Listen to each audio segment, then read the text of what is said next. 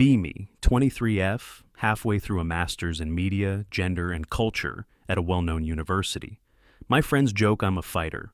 I say I'm still figuring it out, spending my days breaking down the cliché patriarchy, one TikTok rant and research paper at a time.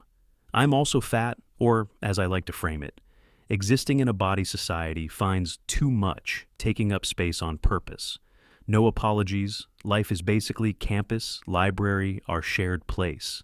And the occasional protest march apartment is a feminist co-op situation. Only guy, there is a trans dude named Evan Super, kind, very aware, gets it. Rest of us are a squad of women convinced we're gonna fix everything. Honestly, it works.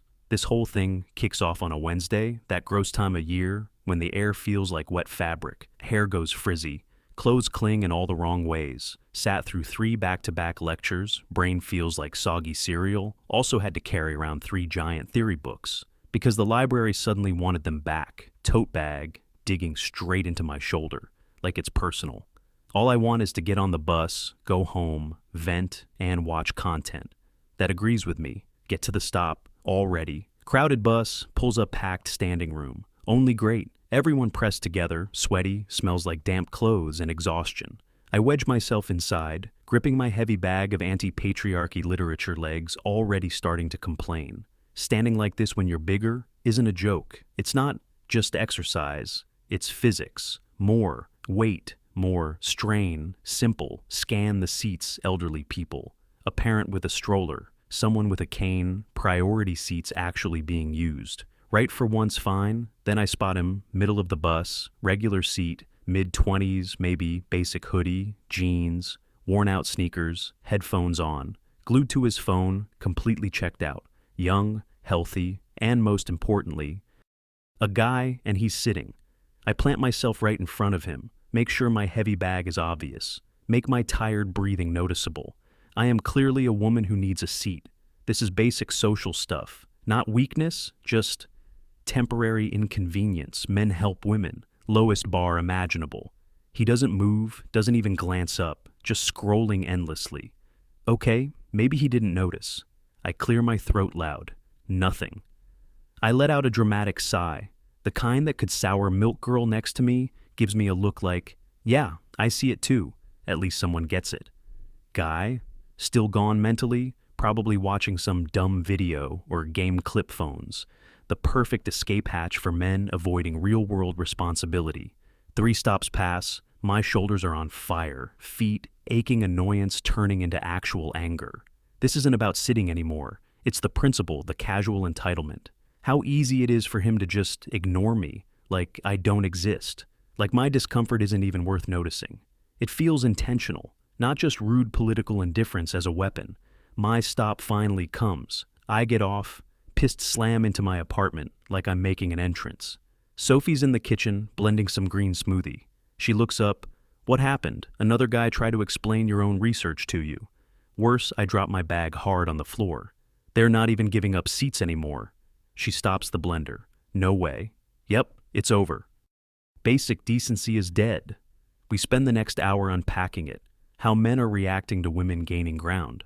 Pulling back, getting passive.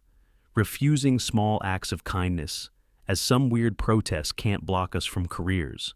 So now it's petty stuff, like making a stand on public transit. It's honestly pathetic, and once I start paying attention, I see it everywhere. Doors not being held, people just walking through like, you're invisible heavy stuff, they'd rather watch you struggle. It's like social courtesy is disappearing. Maya chimes in. Later says their programming is glitching, half says be polite, other half screams, feminists hate you from whatever podcast they're into. So they freeze do nothing, system error. That's when I get the idea this becomes my final project. The quiet boycott, male withdrawal from everyday social effort in post-Me Too public life. Doctor.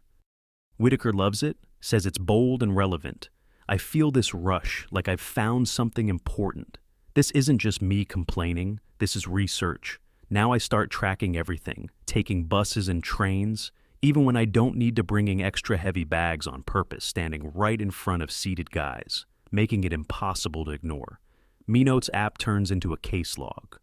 Tuesday 4:20 p.m., downtown train guy around 28.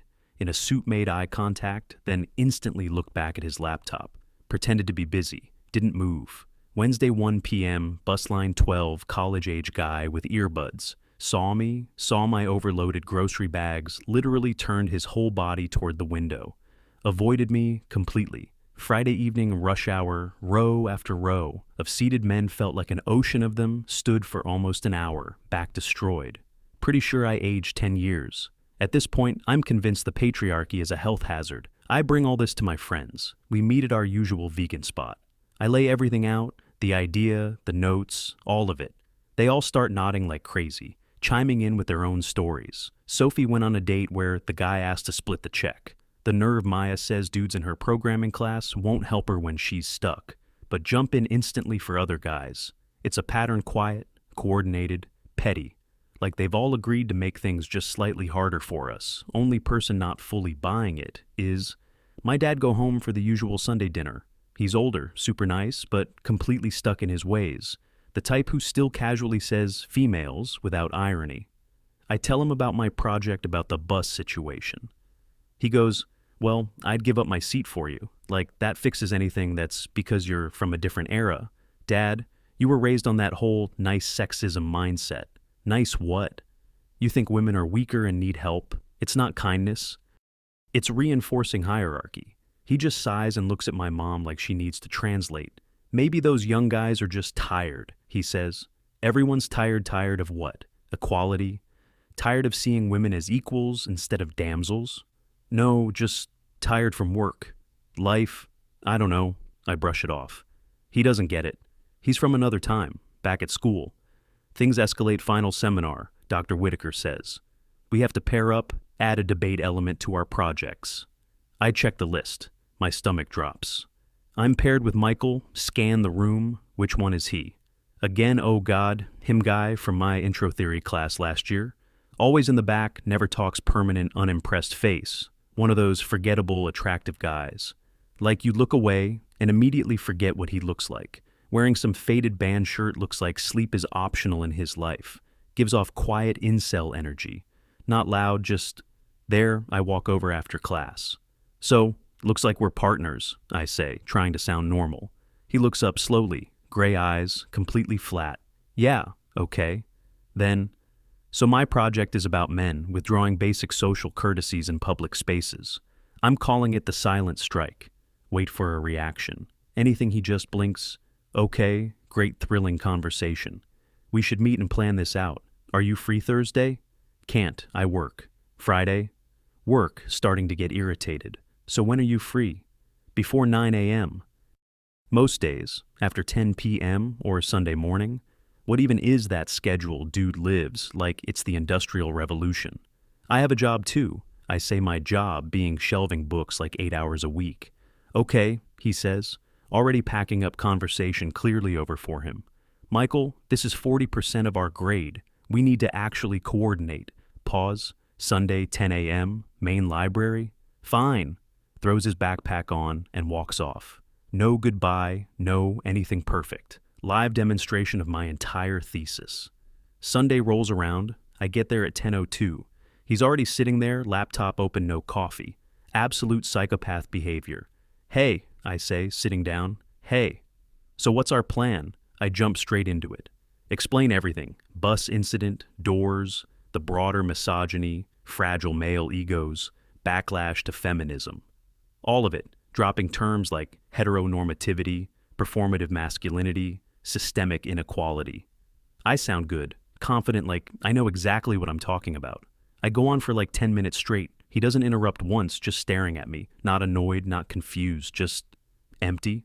Like I'm background noise. Finally, I finish, lean back a little. So yeah, we could collect more data, maybe run a survey. He cuts in. So you're mad? Guys don't give you their seat on the bus. Are you serious? I feel my face tighten. It's not about the seat, it's a symptom of a bigger issue. Okay, he says. So, what's the thesis? Men are consciously or unconsciously withholding basic decency as a way to push back against women gaining equality. He pauses for a second, actually thinking, isn't equality kind of the opposite of expecting special treatment?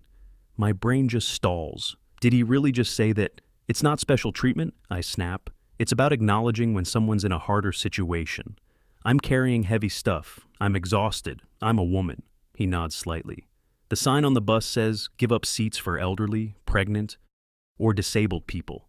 Are you any of those? He asks. My brain short circuits. I'm a woman, I almost yell. Then remember where we are. Drop my voice because the librarian is already staring daggers at me. In a patriarchal system, being a woman already puts me at a disadvantage. I swear I see the tiniest twitch at the corner of his mouth, like he almost laughed. Did he just... Look, he says, exhaling like he's been alive for 300 years. I work 2 jobs just to stay in school. Overnight stocking at a supermarket and bussing tables downtown. When I get on the bus, I've usually been standing for 8 hours straight. I'm tired too. My feet hurt, my back hurts. I paid my fare same as you. I'm not sitting to make a statement or punish anyone. I'm sitting because I don't want to be standing. Same reason you want the seat. I just stare at him. This dude really trying to flip it onto himself. Classic men always centering their own experience. That's anecdotal, I say finally. I'm looking at broader behavioral patterns. Okay, he shrugs. So, what do you actually need me to do for this project? No pushback, no debate, just compliance. It's somehow worse, like arguing with a wall would be more satisfying. I want him to snap it, get defensive, prove my point. Instead, he's just, nothing avoid. I'll handle theory and analysis, I say. You can do the data side, I'll send you my notes. Works for me, he says, already opening a book conversation over just like that. Every meeting after that feels the same. I talk. He listens with that same dead stare, does his part perfectly, sends spreadsheets, sources. No commentary, no opinions, no emotion. It's exhausting, in a weird way. My friends say it's a form of manipulation, like he's gaslighting me through silence. I believe them. One afternoon, I see him alone in the student center, eating some depressing sandwich out of a plastic bag, reading a book on impulse. I walk over, sit across from him. He looks up. No surprise, just blank. What do you want? Energy? You know, I start, using my calmest, most understanding tone. It's okay to feel angry. He pauses mid-bite. What? Things are changing. The old expectations for men don't apply the same way anymore. That can be confusing. It's normal to feel resentment when roles shift. I'm basically paraphrasing theory. Him feels generous of me. Honestly, he chews, slowly swallows, takes a sip from this beat-up water bottle. I'm not angry, he says. I'm just trying to graduate. Maybe get a better job. Maybe afford a place that doesn't have bugs in it. Okay, but your behavior, like on the bus, it communicates something. It doesn't. It's just a decision. I'm tired, I sit. Someone older or injured needs it more. I stand. That's it. Not about gender. About whether my legs hurt. There's no secret meeting where guys plan this stuff, seriously. So chivalry is just gone now. He shrugs slightly. Is it? You tell me. You want equality, right? Same treatment, same expectations. That's what equality is. You don't get to keep the parts of the old system you liked. You don't get both the authority and the special treatment. You can open your own door. You can pay your own bill. And you can stand on a bus like any other adult who isn't elderly or injured. He says, all of it flat. No anger, no sarcasm, just statements as far as he's concerned, just facts. He finishes his sandwich. I uploaded my part of the presentation to the shared folder. I'll do my 5 minutes. You do yours.